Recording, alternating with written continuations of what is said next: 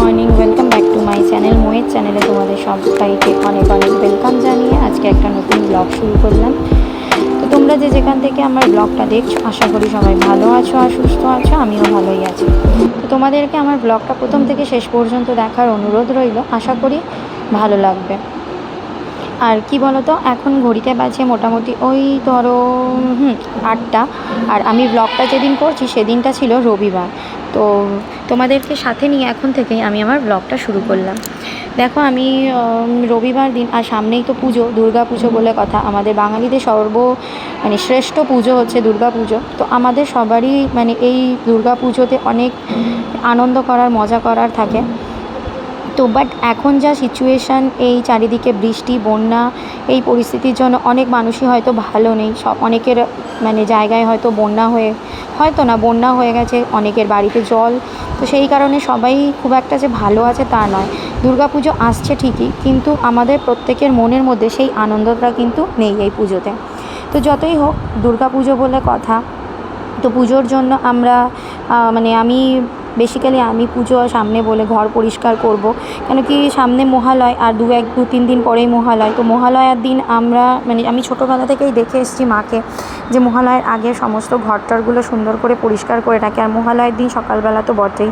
তো আমিও সেই মায়ে যেকে দেখে এসেছি যেরকম, সেই রকম দেখে এসে আজকে ঠিক করেছি যে ঘরটা একটু পরিষ্কার করে নেব। তো সেই কারণেই ঘরটা পরিষ্কার করতে বসেছি। আর কিছুদিন আগে জানো তো, আমি ঘর পরিষ্কার করেছিলাম। আমাদের বাড়িতে রান্না পুজো ছিল, বিশ্বকর্মা পুজো, রান্না পুজো। তো সেই কারণে ঘর পরিষ্কার করতেই হয়। বাট পুজো উপলক্ষে তো আর একটু স্পেশাল ব্যাপার। তো সেই কারণে আবার ঘরটা পরিষ্কার করতে শুরু করলাম। আর দেখলাম কি, কয়েকদিনের মধ্যেই ঘরের মধ্যে বেশ ঝুলটুল হয়ে গেছে। এই কারণে ঘরটা আবার ভালো করে পরিষ্কার করতে শুরু করলাম। আর বেশ কিছুদিন ধরে বৃষ্টির কারণে ঘরটা খুব স্যাঁতস্যাঁতেও হয়ে গেছিলো। তো সেই কারণে কি বলবো, ঘরটা ভাবলাম কি পরিষ্কার করে নিই। আর রবিবার ছাড়া তো আমার সময়ও নেই, আর পুজো তো সামনেই চলে এসেছে। সেই কারণে তো ভাবলাম প্রথমেই দেখো ঘরটা একটু হালকা হালকা করে ঝেড়ে নিলাম। খুব ভালো করে না, ওপর থেকে শুধু ওই হালকা ঝেড়ে টেড়ে নিয়ে। আর বিছানার চাদরটা তো কাচারই ছিল, কেন কি বিছানার চাদর কাচতেই হবে। আর একটা সপ্তাহ হয়েও গেছে কাচার জন্য। আর তার থেকেও বড় কথা হচ্ছে যে ঘর যখন পরিষ্কার করছি তখন টোটালি পরিষ্কার করব বলে ঠিক করেছি। সেই জন্য বিছানার চাদর ভালো করে বিছানার চাদরটা নামিয়ে নিয়ে, আর বেশ কী বলো তো, জানি না কেন আমার ঘর কিন্তু রাস্তার ধারে নয়, তবুও যে আমার ঘরে কেন এত ধুলো আর কেন এত ঝুল আসে আমি না বুঝতে পারি না। তো কী প্রবলেম ঠিক জানি না। তো আর একটা কী বলতো, হতে পারে কি, সামনেই আমার রান্নাঘরটা আছে। আর আমার রান্নাঘরে যেহেতু চিমনি লাগানো নেই, সেই কারণে হয়তো ধুলোটা না, তেলকালিটা একটু বেশি। কিন্তু ধুলো তো হওয়ার কথা নয় বলো, তেলকালি হওয়ার কথা। জানি না কেন এত ধুলো ঝুল আসে, আমি বুঝতে পারি না। কি কয়েকদিন ছাড়াই আমার ঘরে প্রচণ্ড ধুলো হয়ে যায়। আর সবথেকে কী বলো তো, ঝুল ঘরেতে থাকা একদমই ভালো নয়, সেটা আমি ছোটোবেলা থেকেই শুনে এসেছি। সেই কারণে কী বলো তো, আমি একটু ঝুল থাকলে পরিষ্কার করে নিই। আর একটা ব্যাপার হচ্ছে, এই বছর যে দুর্গা পুজো হচ্ছে, দেখো দুর্গা ঠাকুর যে আসছে, দুর্গা ঠাকুর যে আমি দোলায় আসছে শুনেছি। তো দোলনায় আসা শুনেছি খুব একটা ভালো না। তো সত্যিই তাই, জানি না, হয়তো ধরো এগুলো অনেকটাই প্রথম ভাবতাম যে এইসব ঠিকঠাক ব্যাপার নয়। বাট এখন রিসেন্ট মনে হচ্ছে না, সত্যি এটা একটা ঘটনা, জানো তো। সত্যিই তাই, যে আসছে ঠাকুর, যে দোলনায় আসছে, চারিদিকে এত সমস্যা। এক তো আরজে কর নিয়ে সমস্যা, তার মধ্যে এত বন্যা হয়ে গেছে চারিদিকে। শুধু ওয়েস্ট বেঙ্গল নয় বলো, ওয়েস্ট বেঙ্গলের বাইরেও অনেক অনেক জায়গায় বন্যা হয়ে গেছে। তো সেদিক থেকে দেখতে গিয়ে এত বাজে পরিস্থিতি। আবার শুনছিলাম কি মহালয় থেকে বৃষ্টি শুরু হবে, মহালয় থেকে পুরো দুর্গা পুজোটাই বৃষ্টি হবে।